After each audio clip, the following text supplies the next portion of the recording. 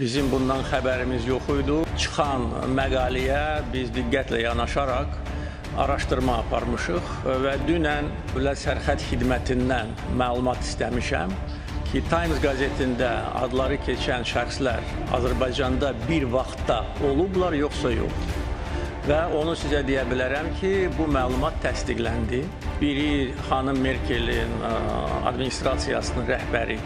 Eyni zamanda Moskvadan Bakıya ayın 12-sində Rusiyanın keçmiş baş naziri cənab Zubkov və Rusiya prezidentinin yanında vətəndaş cəmiyyətinin rəhbəri, şurasının rəhbəri cənab Fadeyev Bakıya gəlmişdilər. Bizə bu barədə nə Almaniyadan, nə Rusiyadan hər hansı bir xəbər daxil edilməmişdi.